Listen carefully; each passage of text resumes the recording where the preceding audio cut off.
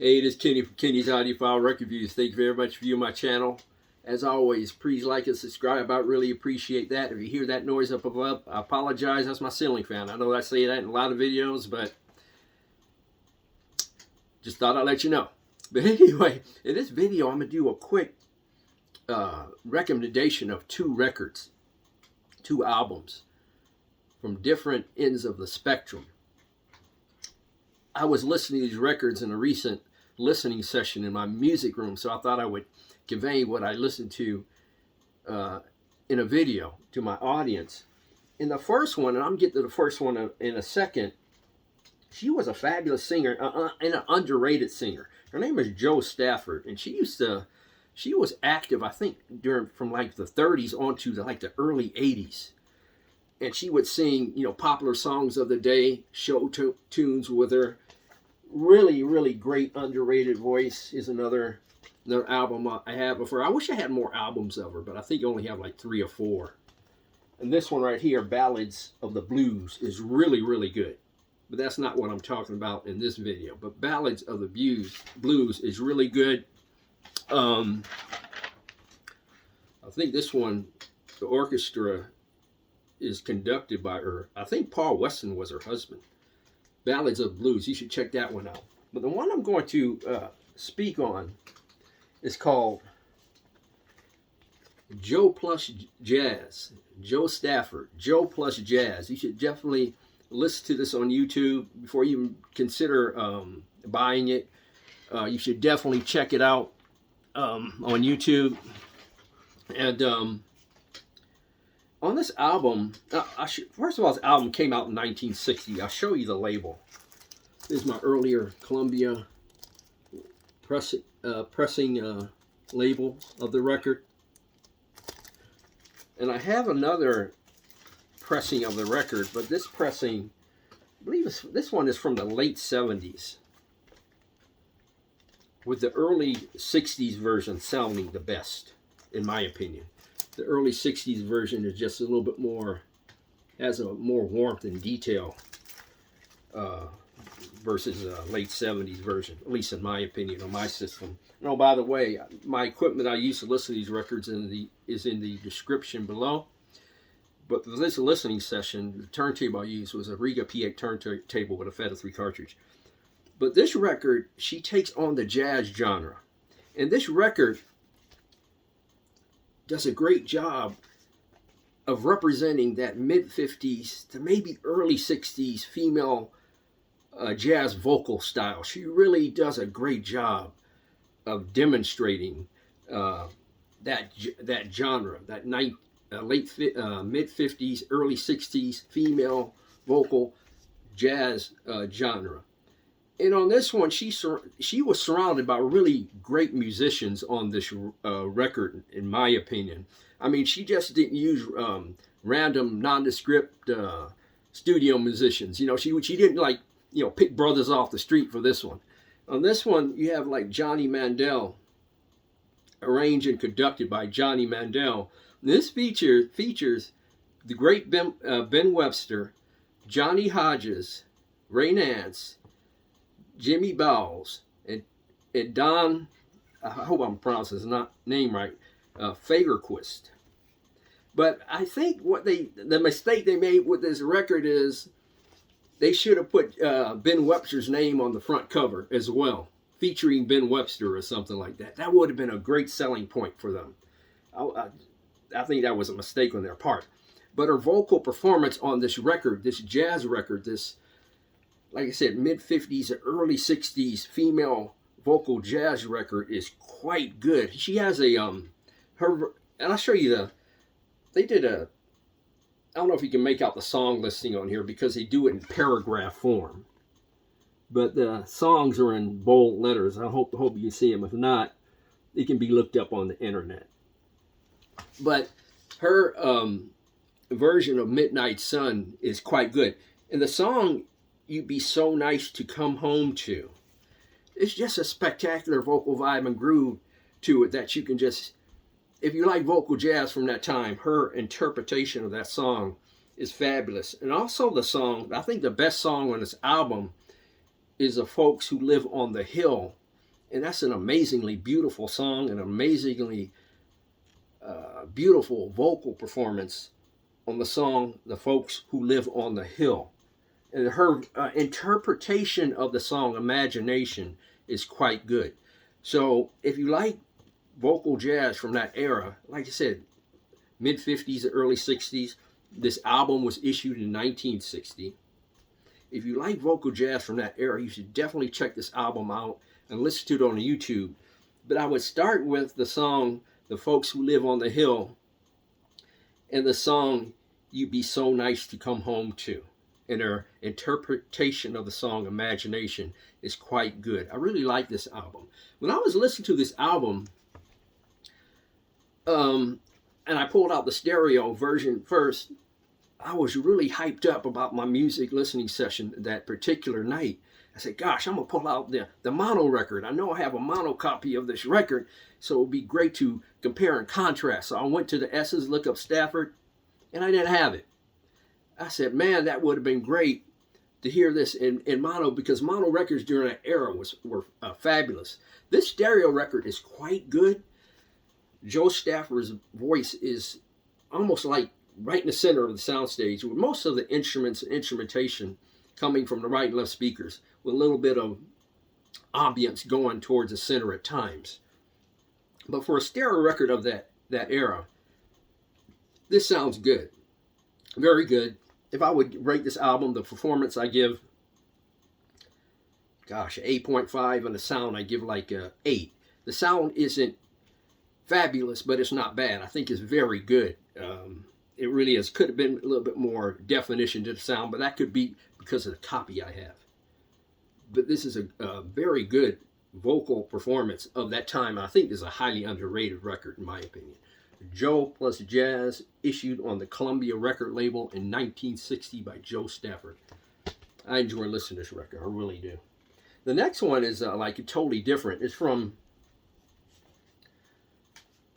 Street Noise is the name of the album, by Julie Driscoll, Brian Auger, and the Trinity.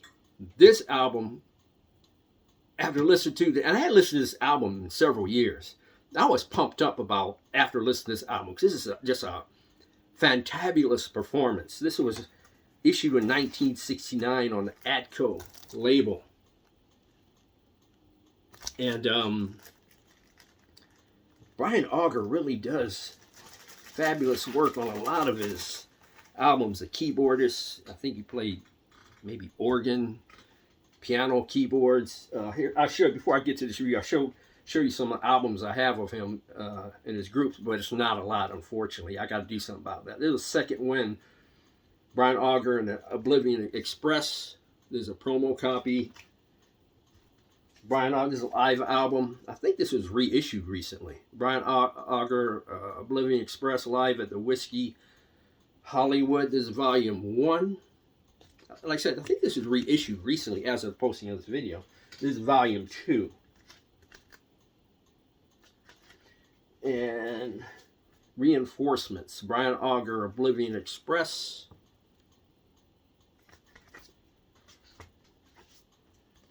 It's called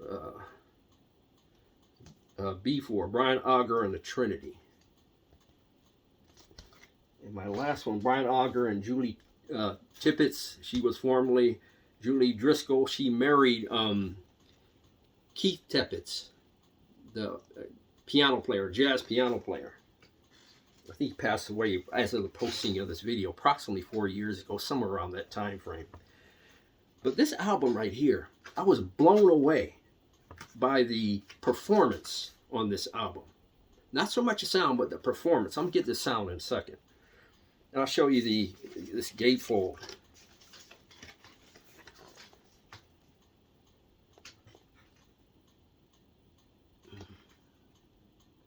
And the inside of the gatefold. But the performance on this album, to me, was stunning. It was amazing. And I will listen to this on YouTube when you get the chance.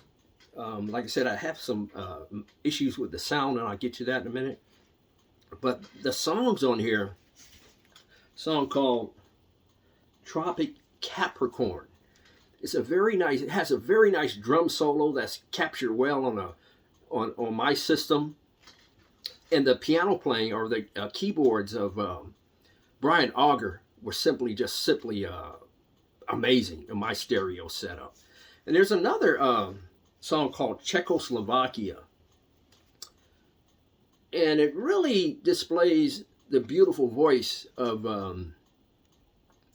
Julie Driscoll. It really does, and it's a great vocal performance. The issue I have with this record is, at least the cartridge I was using and the pressing of the record I have, the upper register of Julie Driscoll's voice was a little distorted. When she would, any word that sounded with a started with the letter S, it was distorted a bit, to the point that what I'm going to do is I'm going to try and find this on CD. I think it might be available on Amazon or something. I'm going to find a CD. Maybe the sound will be a little bit clearer. Maybe not as defined overall, but I'm going to try and get the CD and see what that sounds like.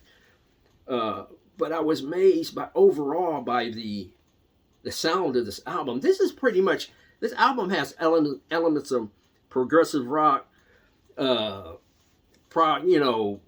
elements of jazz, folk rock. It's really encompasses a lot of elements of the or genres of music, and the performances, like I said, are just stunning. They have a version of "Light My Fire," and it's different from the Doors. It's different from I forgot that singer's name.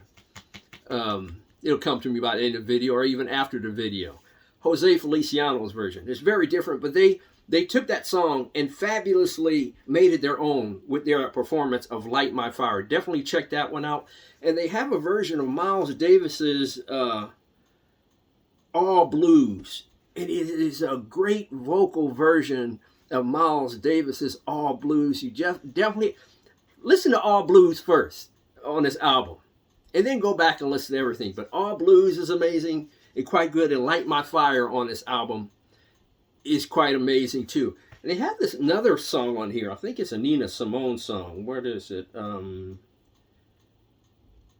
Where is it? It's like a gospel song, and their version of this particular song, it's just simply, it's a fabulous vocal version or representation of the song. And I wish I can find the song here real quick.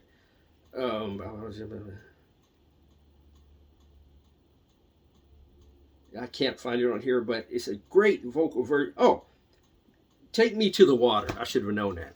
They do a great version of that gospel song fabulously. And Julie Driscoll's, it showcases Julie Driscoll's voice amazingly great. Take Me to the Water. Check that song out. That is a good example of Julie Driscoll's skill set as a singer. But like I said, first check out the Miles Davis composition, All Blues. It's a vocal version of it. It's real cool. And the version of Light My Fire is great. Brian Auger and Julie Driscoll, Brian Auger and Trinity Street Noise is the name of the album. Check this out on YouTube. Like I said, the sound of this the performance on this album, I'm going to give a 9. The sound, because it was a little bit distorted, especially Julie Driscoll's vocals, when she says any word that starts with S, it's a little distorted. So I have to discount the grade, the sound grade, to like a 7.5, to the point where I'm going to seek this out on CD. This is an amazing performance, ladies and gentlemen. It really, really is. Brian Auger, Julie Driscoll, Brian Auger, and Trinity Street Noise. Check this album out. Listen to it. Light My Fire is quite good. All Blues is amazing. A vocal version of the Miles Davis composition. I highly recommend that album, or at least you listen to on YouTube. But those are my two recommendations. And I think both albums, it was a very, very, it was a pleasure to listen to them. I was really enthused about that listening session. I really was, like a good sporting event. That's how much I was into it, especially the Brian Auger, Julie Driscoll record. That's just Street Noise. That's just an amazing record, an underrated record. one I'm gonna seek out on CD. I normally hype albums, but I'm gonna get the CD, see how that sounds. I should have listened to it on my alternate turntable. I have a Technics SP-15 turntable with a Hana ML cartridge. I should have listened to that album on that turntable, see if I had the same results, but I did not do that.